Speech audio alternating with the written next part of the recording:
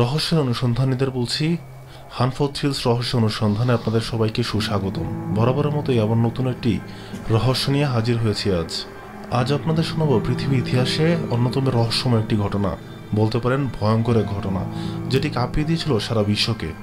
হলিউডের সিনেমার কল্যাণে আমরা অনেকেই অনেক ভৌতিক দৃশ্যপট দেখেছি ড্রাকুলার মতো মুভি, যেখানে দেখা যায় একটি নির্দিষ্টতম স্থানে হঠাৎ কোনো একজন রক্তপিপাসু রাক্ষস, যা কিনা দেখতে অধিকাংশই মানুষরূপী, যে কিনা ঘুরে ঘুরে মানুষের রক্ত পান করে, আর সেই রাক্ষসের কামড়ে সুস্থ সবল মানুষও দিনে দিনে রক্তপিপাসু রাক্ষসে পরিণত হয়ে ওঠে।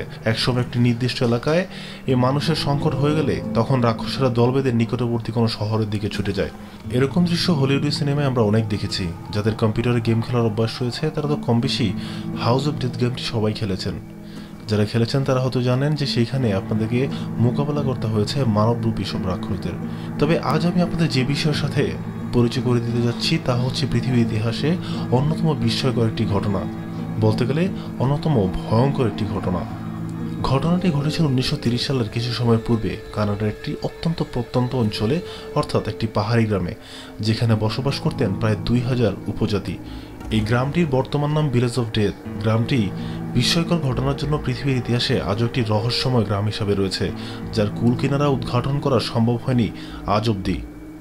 চলুন এবার জেনে নেই ভিলেজ অফ ডেথের অবস্থান। ভিলেজ অফ ডেথ গ্রামটি উত্তর পশ্চিম কানাডার আজকুনি হ্রদের পাশে অবস্থিত। বছরের প্রায় 12 মাসই বরফের চাদরে ঢাকা থাকত গ্রামটি। গ্রামের বাসিন্দার সংখ্যা ছিল প্রায় 2000-এর মতো। আর এই গ্রামের লোকজনের একমাত্র উপার্জনের মাধ্যম ছিল পশুপালন, আর সেই পশুপালন করে সেই পশুর পশম বিক্রি করে তাদের জীবনযাপন করতেন। গ্রামটি পশুর লোমের জন্য বিশ্ববিখ্যাত ছিল। এই পশু ও পশুর লোম ক্রয়ের জন্য প্রচুর পরিমাণে ব্যবসায়ী যাতায়াত করেছেন এই গ্রামটিতে। গ্রামটির বর্তমান আদিবাসীরা সবাই ছিলেন আঞ্জুকুনি গোত্রের। হঠাৎ একদিন গ্রামের লোকজন হাওয়া হয়ে যায়, বলতে গেলে হারিয়ে যায়। কিন্তু কিভাবে, কেন, সেই প্রশ্নের উত্তর আজও পর্যন্ত রয়ে গেছে সম্পূর্ণ অজানা রহস্যময় এক অধ্যায় হিসাবে।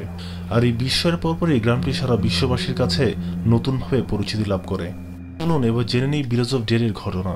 1930 সালের আগ পর্যন্ত এই গ্রামটি তেমন একটা বিশ্ববিখ্যাত ছিল না। বাণিজ্যিক কাজে কিছু মানুষের আনাগোনা থাকলেও ঠিক তেমন একটা খ্যাতি ছিল না বললেই চলে। কিন্তু 1930 সালে প্রকাশিত একটি ঘটনার পরপরই সব নজরে চলে আসে গ্রামটি। সে বছর একজন সাংবাদিক ম্যানিটোবার নিকটবর্তী আঞ্জুকুনি হ্রদের পাশেই একটি গ্রামের কথা প্রকাশ করেন। হ্রদটি উত্তর পশ্চিম কানাডার অবস্থিত। নিবৃত এই গ্রামটি পশুর লোম উৎপাদনের জন্য ছিল বিশ্ববিখ্যাত। পশম কেনার জন্য সেইখানে ব্যবসায়ীদের ভালো যাতায়াত ছিল। ঘটনার প্রথম প্রত্যক্ষদর্শী ছিলেন জো লাবেল নামের একজন পশম ব্যবসায়ী। লাবেলের ভাষ্যমতে তিনি একদিন পশম সংগ্রহের জন্য গ্রামে যান, আর গ্রামের ভিতরকে দেখেন সেইখানে একটি মানুষও নেই। গ্রামের সব মানুষ কোথায় যেন হাওয়া হয়ে গেছে। শুধু তাই নয়, তারা যে শার্টগুলো বুনছিল অসমাপ্ত অবস্থায় পড়ে রয়েছে। খাবারগুলো তখনও চুলাতে গরম হচ্ছিল। দেখে ঠিক মনে হচ্ছিল একটু আগেই অনেকগুলো মানুষের উপস্থিতি ছিল সেখানে। সব দেখে মনে হলো গ্রামের সবাই আকস্মিকভাবে গ্রামটি ত্যাগ করেছে। একের পর এক বাড়ি ঘুরেও কোনো মানুষের দেখা পাওয়া গেল না। সে সবখানে একই রকমের অবস্থা, কোথায় যেন মিলেই গেছে সবাই। এর মধ্যে 7-7টি কুকুরকে অনাহারে মৃত অবস্থায় পাওয়া গেল। এছাড়া গ্রামের একমাত্র কবরস্থানের সবগুলো কবর পাওয়া গেল খোদিত অবস্থায়। কিন্তু কবরস্থানের ভেতরে কোনো লাশে দেখা মিলল না। ভেতরের সবগুলো লাশ কোথায় যেন উধাও হয়ে গেছে। এটা কোনো প্রাণীর কাজ নয়, কারণ কবরের সঙ্গে যে পাথরের ফলকগুলো ছিল সেগুলো কিন্তু যথাস্থানেই ছিল। উদ্ভূত রহস্যময় দৃশ্য দেখার পর ভরকে যান লাবেল। তিনি খুব দ্রুত দ্য রয়্যাল কানাডিয়ান মাউন্টেন পুলিশকে খবর দেন। মেজর থিওডোর লিস্টাউটের নেতৃত্বে the royal Canadian mountain police পুরো গ্রাম ও আশপাশের এলাকা তন্ন তন্ন করে খুঁজে, কিন্তু না, কোনো গ্রামবাসীকে খুঁজে পাওয়া যায় না। তবে পুলিশ আরও ভয়াবহ কিছু সন্ধান পান। জর্জ সাভারভিও, যিনি এই অভিযানে উপস্থিত ছিলেন, 1931 সালের জানুয়ারিতে নর্থ ওয়েস্ট জার্নালে এই সংক্রান্ত 5 পর্বের একটি নিবন্ধন লেখেন তিনি। তার ভাষ্যমতে পুলিশ দেখল ওই গ্রামের এস্কিমোদের পূর্বপুরুষদের সবগুলো কবর খোদিত অবস্থা রয়েছে, যেগুলোর ভেতর থেকে লাশগুলো গায়েব। যে বা যেটি গ্রামবাসীদের নিয়ে গেছে সেটি কি তাহলে সঙ্গে করে এই কবরগুলো থেকে লাশগুলো নিয়ে গেছে? কিন্তু কবরের উপরে মাটি বরফ জমে এতটাই শক্ত হয়ে গিয়েছিল যে এখানে খনন করা ছিল একেবারে দুঃসাধ্য একটি কাজ। তবে আরেকটি রহস্যময় ব্যাপার হচ্ছে, শুধু এই গ্রামের এস্কিমোদের সবচেয়ে প্রাচীন গোত্র প্রধানের কবরটি ছিল সম্পূর্ণ অক্ষত। পৃথিবীতে আজও উদ্ঘাটিত হয়নি এই অজানা রহস্য।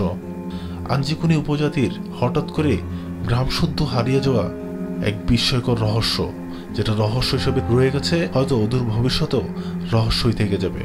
আজ তবে এই পর্যন্তই। আবার নতুন রহস্যময় ভিডিও নিয়ে হাজির হব আপনাদের কাছে। সেই পর্যন্ত আপনারা ভালো থাকবেন, সুস্থ থাকবেন। ভিডিওটি যদি আপনাদের ভালো লেগে থাকে তাহলে এখনই সাবস্ক্রাইব করুন, লাইক করুন, কমেন্টস করে আপনার মূল্যবান মতবাদ জানান আর শেয়ার করে আপনার বন্ধুদেরকে ও রহস্যের স্বাদ নিতে দিন। ধন্যবাদ।